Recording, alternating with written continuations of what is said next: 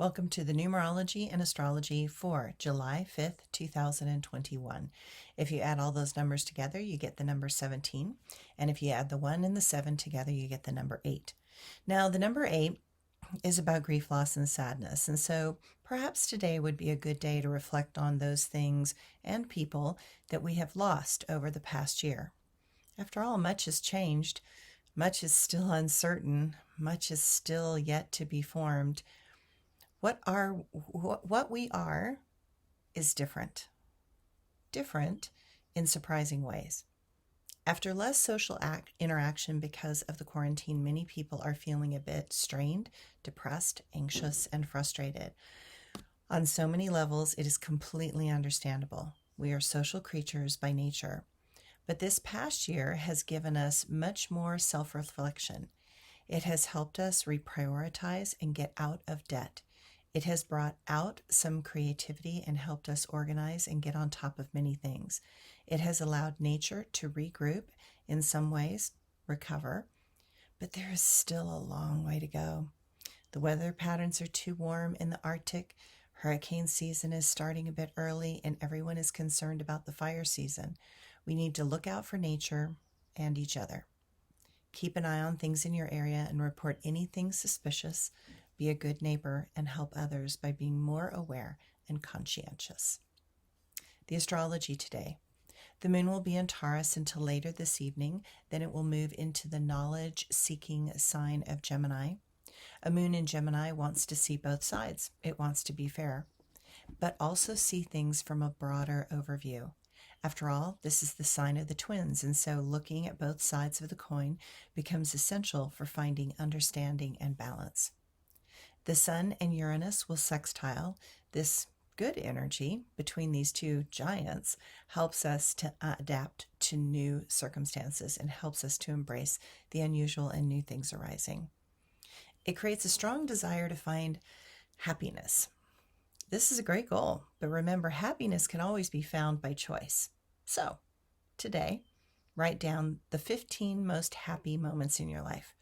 Once you do that, you will begin to remember others.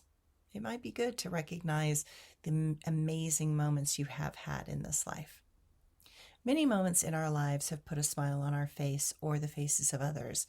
Never doubt the positive impact our humor or smile has given. Then decide to make more of those moments. Get excited about the changes being made. Allow for more of those to transform our life into something of wonder.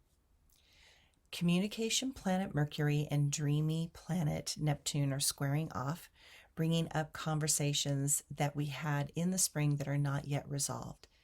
Neptune continues to distract our mind to our deep frustration. Be aware that things are not as they seem.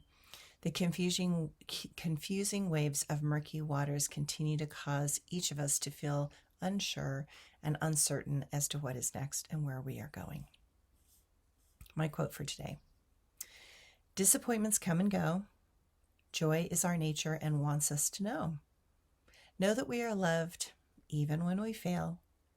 Know that we will try many things to no avail.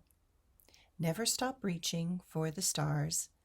Never put limitations on what can be ours. Life will hand you sweetness and life, but not without a bit of embittered strife. And my blog for today. Yesterday, I tried to get on top of some of the house stuff. I marvel at the many things that somehow continue to arise. Somehow, life seemed simpler in the olden days, right? Perhaps I just had more energy to get it done. Perhaps I was living a shallower existence, which allowed it to be simpler.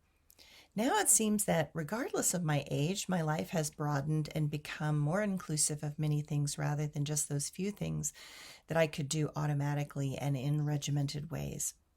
Now life has engaged those things that require deeper connection with others and more profound interaction. Who knew that at a time when I thought I was to slow down, that some things would require more of me effort-wise? More attention to detail, more focus, more presence, more of the whole of me. In youth, The exuberance and energy allows us to rush through things and get many things done. But they did not often allow us to drop into those places of authentic sharing, caring, and depth that seem to arise now. In all ways, life is actually fuller now, and that's a good thing. It is clear that life will continue to demand things of us. No one will ever escape those daily things that are required for existence, and each of us might as well surrender into the truth and learn that resistance to what is required to be on this planet in life right now and to be here is futile. Thanks, everybody.